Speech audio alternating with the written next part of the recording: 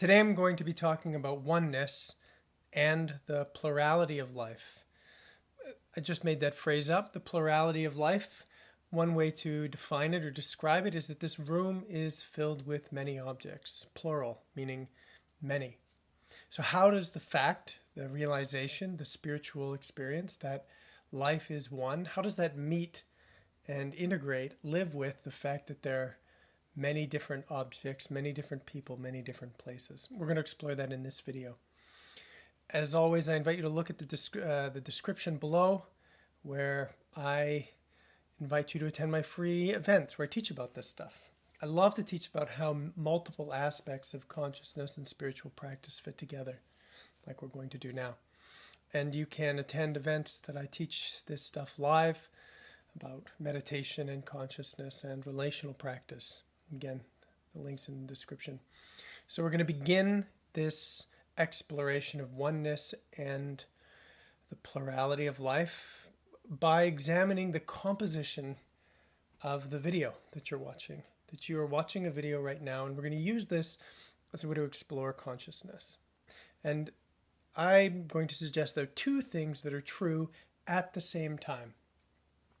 The first is that you only are witnessing one video. You're only looking at one screen. There's only one image. And you can focus your eyes to the totality of the video. Now, if you do this right now, what happens is all the objects in the room, all the things that are here, me and everything else, this is going to become a product, a quality of the one thing that exists, the video, the screen, the one image, which includes all things. And this is just a way of focusing on your screen with your eyes. And in consciousness, in awakening, it's really no different than this. It's a shift in focus from all the things that you are experiencing, your thoughts, your feelings, the people you're in relationship with, to the one thing that's happening. You only have one experience. Just like there's one screen, you only have one experience of consciousness. And by refocusing your attention, you can recognize the oneness of life. Now, in spiritual practice, it's more than just a need to refocus. It's really a need for the body and the energy, the vitality of your body, your field of your nervous system to reorient to. So I don't just shift my focus the way I shift my eyes, although that's a part of it. My whole body needs to open too. It's my body that's going to feel and relate to the oneness of life. Often it's going to be the heart that's going to be the place that opens and begins to perceive that I have one experience. And as an introductory way to prompt you to this, one way that it's taught, one way that I like to teach it, is just to notice that right now, everything that you see, that you hear, whether it's in my room or yours, is inside of your awareness.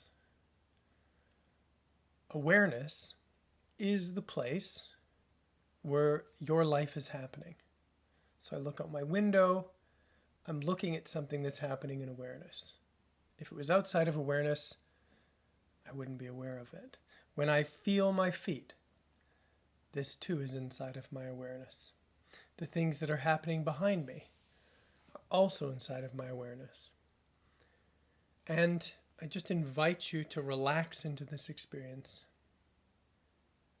to hold the total image, not a screen, but your conscious experience in one focus. And as this happens, as you practice this more and more, your body is going to open into this experience. It's going to feel and express and care about life in a way that allows your body to match this openness, that your felt sense is going to fill this awareness, and it's going to feel like you. So when the body opens, your experience feels like you. And this creates a sense of oneness, that you take up all the space, or your felt sense takes up all the space in your experience. And at some point, there becomes a stable capacity to feel this, to recognize the oneness of life. And at the same time, we can shift our focus. The room is still going to be filled with separate objects.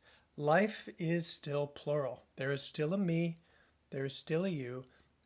Again, if we just look at our screens for a moment, we shift our focus. Yes, it's true.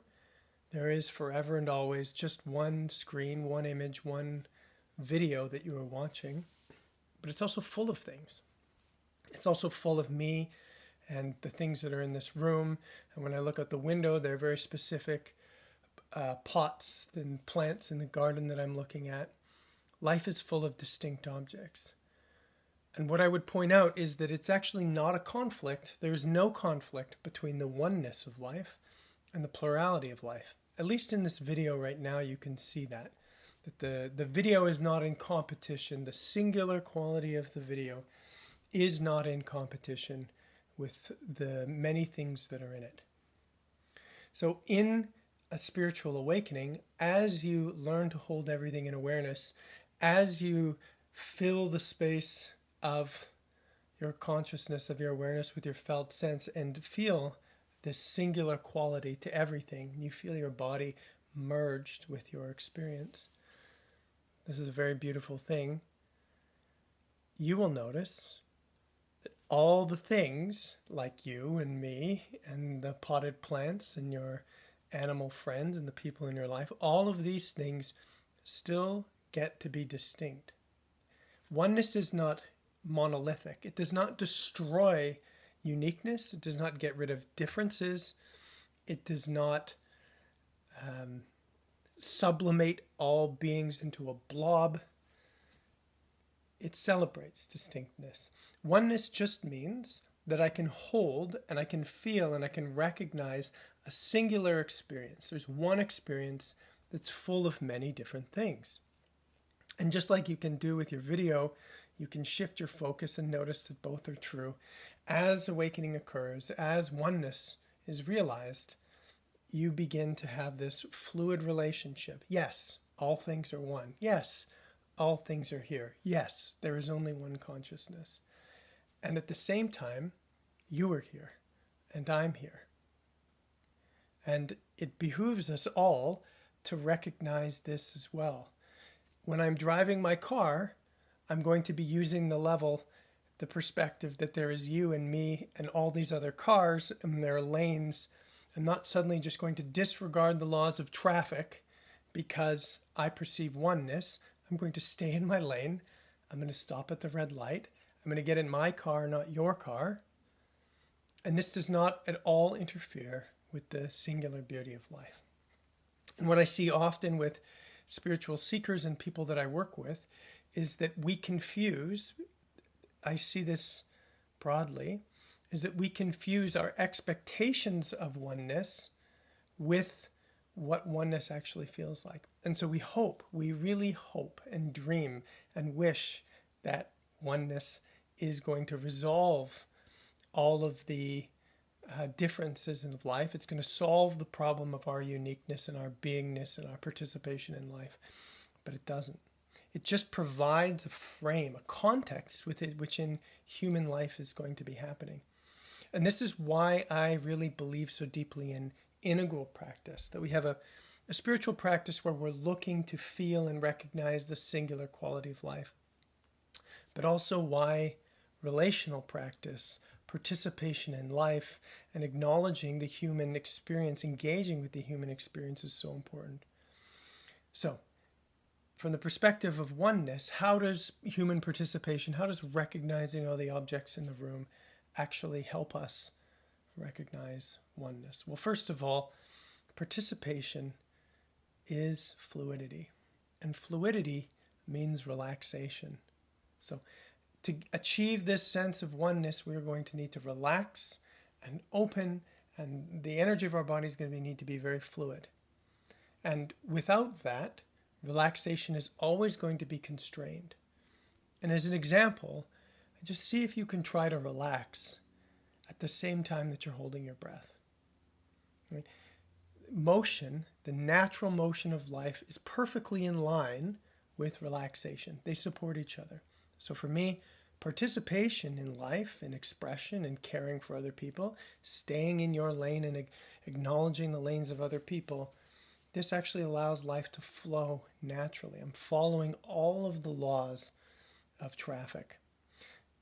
And if we just shift from the metaphor of driving, this really is important when we talk about human needs, connection, our desires, and the experience of children, the experience of ourselves, the younger qualities of ourselves as children. It's very important that we honor these levels of development and don't wish to spiritualize them. We don't wish to transcend them, but rather integrate them, that they are part of the oneness, not something that we get out of by recognizing oneness. This is something really to pay attention to.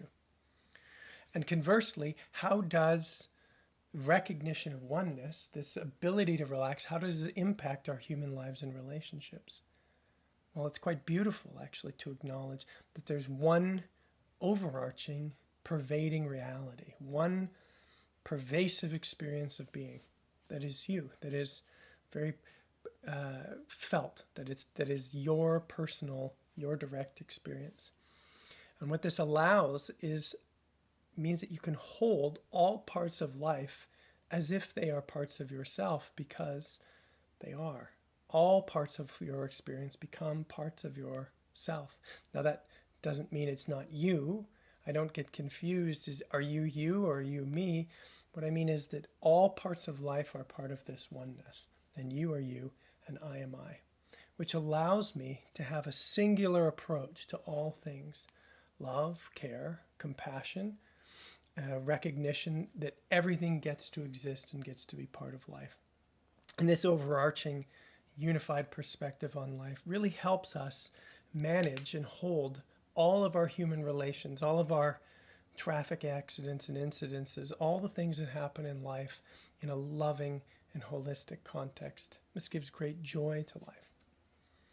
And lastly, there's a great beauty in the dual reality that life is one and life is plural, life is many. And just like this video, if I wasn't here and I wasn't talking and saying all these different words, if there was just a blank screen, that wouldn't be very interesting. So oneness by itself is quite ordinary, really. What makes life beautiful, just like what makes a movie interesting, is the fact that the oneness expresses itself in so many different ways. And no spiritual realization is going to get you out of that. Because the purpose of consciousness, you could say, the purpose of consciousness is to feel many things. That's the joy. The joy of life is the interaction, the fullness between many things.